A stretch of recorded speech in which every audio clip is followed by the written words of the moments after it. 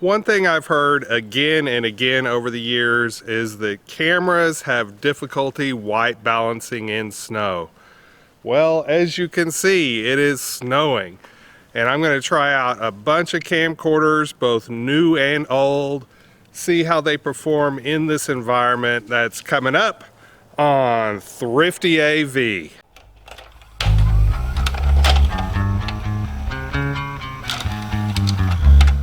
I spent several hours outside recording with a bunch of different cameras. I lost count, but I think I used 12 different cameras in my shoot. That includes old tape-based format, some SD card stuff, a hard drive based camera, my Google Pixel 3a, an action cam here.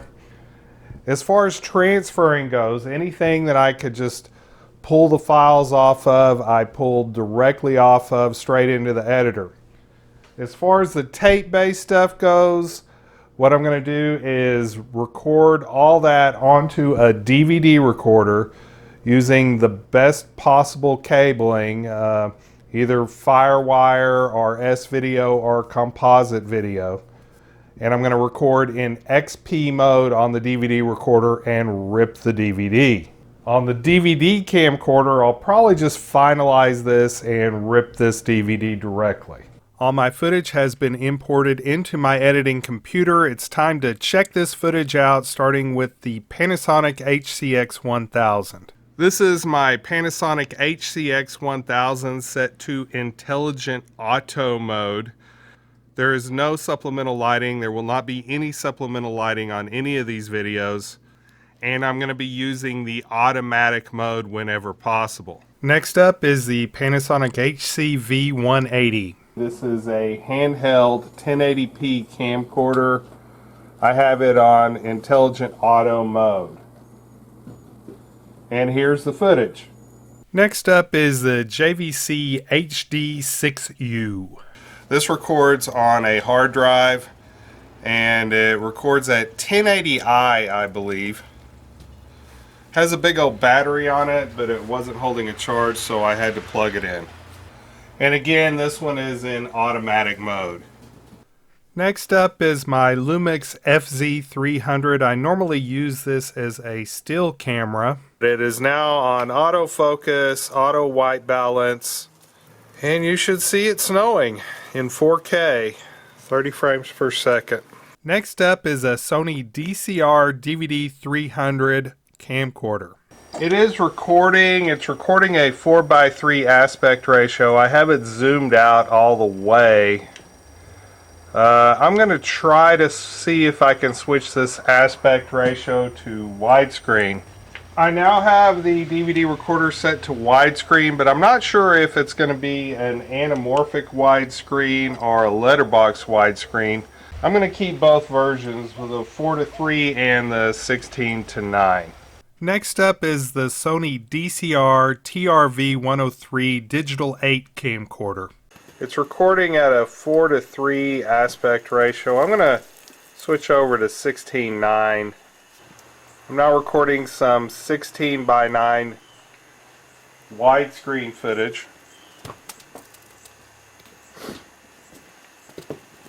Next up is a Canon ZR100A MiniDV camcorder. 4:3 aspect ratio. I'm going to see if I can switch it to a widescreen aspect ratio. The widescreen wasn't actually buried in the menu. There's actually a button for that. So now I'm recording a little bit of widescreen. Tighten the shot up a little.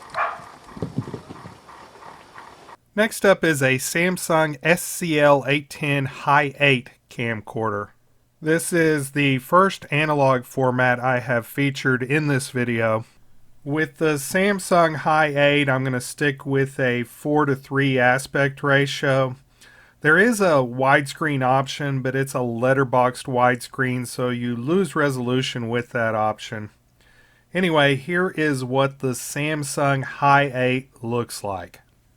Next up is a JVC GR-SXM320U Super VHS-C camcorder. I know for a fact that the widescreen mode on this is letterbox, so I am just going to do the 4:3. The last analog camcorder I'm going to feature is the Panasonic OmniMovie AF-X8 VHS camcorder. The DVD recorder that I used created a 480i file, but VHS really only has about 240 lines of resolution. That's why this image looks so soft. Also, you may see a little bit of tearing on the bottom of the image. This is pretty much standard for VHS recordings. You'll see that tearing even on commercial VHS tapes. Color saturation is also rather weak. I had to look carefully to make sure this wasn't a black and white video. I want to finish this off with some non-camcorder video sources, starting with a Google Pixel 3a telephone.